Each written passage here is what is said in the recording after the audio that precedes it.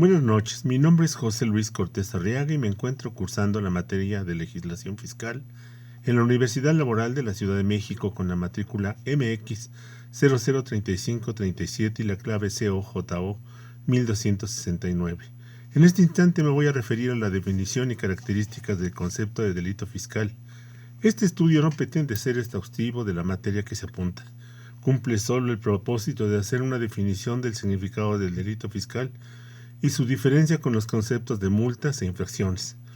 El delito es una infracción que, de acuerdo con el derecho, sanciona el delito corresponde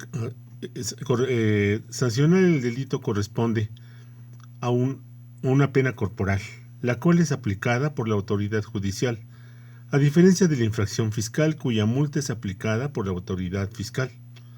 Los delitos fiscales son aquellos cometidos por las personas que defraudan a la hacienda pública con acciones de omisión, pagos tributarios, y se consideran los delitos fiscales como un acto de engañar. Los delitos fiscales se han dividido en simples y calificados.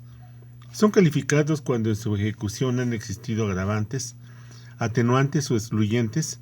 En el caso contrario se consideran simples. Es frecuente hablar de delitos calificados solo cuando en su ejecución mediaron agravantes. Es la circunstancia que aumenta la punibilidad del delito o de la infracción.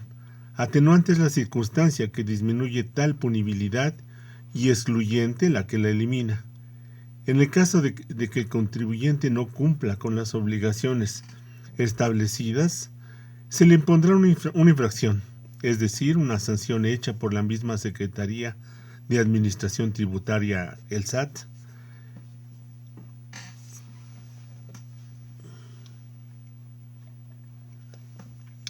Hay que entender que el acto jurídico se da entre un sujeto activo, que en este caso es el responsable del delito fiscal. En este caso es aquella persona física o moral que ha omitido sus pagos tributarios o ha estado pagando el mínimo, y un sujeto pasivo, que en este caso sería la Secretaría de Administración Tributaria, el SAT. Hay dos tipos de delitos que están clasificados por el Código Fiscal de la Federación, en nominados e innominados. Los delitos nominados están divididos en contrabando y defraudación fiscal. Los delitos innominados son aquellos que no están plasmados en el Código Penal, pero sí se encuentran en las leyes respectivas. Estos delitos pueden ser no haber declarado, cambiar de domicilio fiscal para engañar al personal del SAT, alterar los libros o sistemas contables, entre otros. El delito por evasión del pago tributario. El delito por incumplimiento.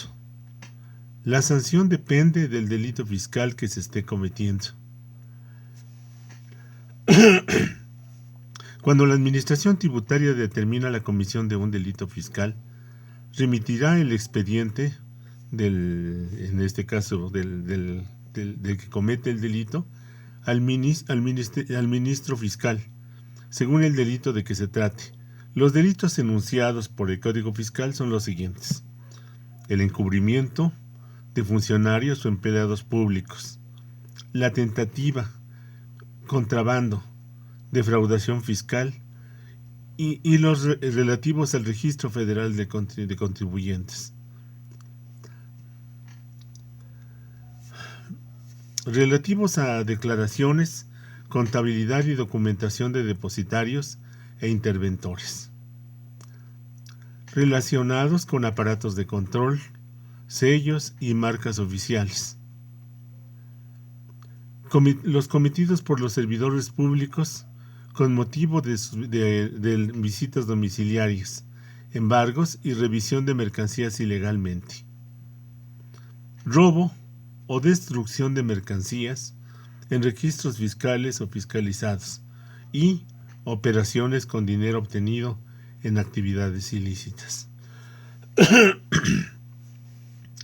El derecho penal tributario concibe la reparación civil y delictual En cambio, el derecho penal común, solo la delictual, pues cuando hay lugar a la reparación del daño, ésta se gradúa o determina conforme al derecho privado. El derecho penal tributario sanciona no solo hechos delictivos, sino también omisiones no delictivas. El derecho penal tributario sanciona tanto a personas físicas como a las personas morales. En cambio, el derecho penal común, solo a las personas físicas.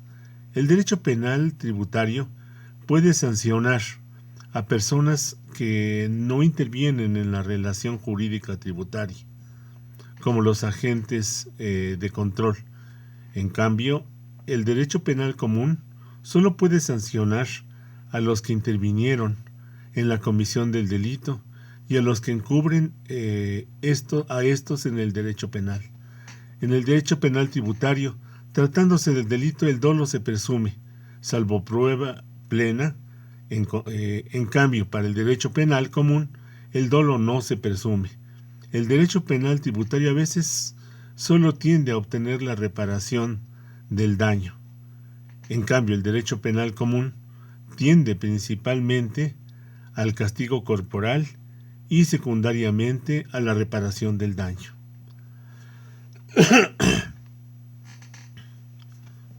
Para proceder penalmente por los delitos fiscales previstos en este capítulo, será necesario previamente que la Secretaría de Hacienda y Crédito formule querella. En los demás casos no previstos en las fracciones anteriores, bastará la denuncia de los hechos ante el Ministerio Público Federal.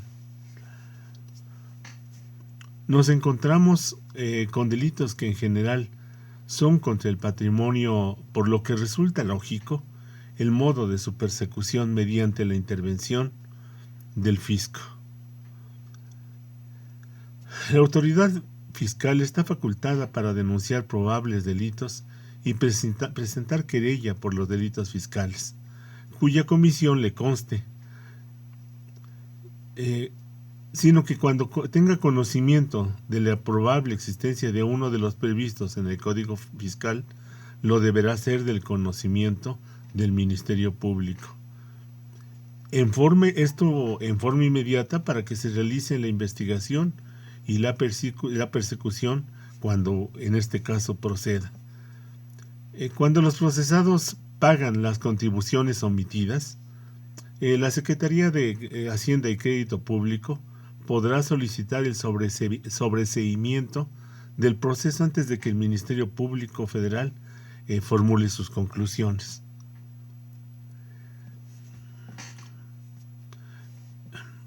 En conclusión, considero difícil poder emitir una conclusión que describa detalladamente mi experiencia y aprendizaje de la actividad en mi ámbito profesional si no tengo la experiencia de haber vivido y resuelto alguna situación práctica que involucre los conocimientos adquiridos. Obviamente los conocimientos que adquirí en esta materia, por lo que puedo afirmar que el aprendizaje me resultó muy difícil por los contenidos de la materia misma. Aún me sigue resultando complicadas las materias con un muy alto contenido conceptual. Me saturan, me confunden mucho.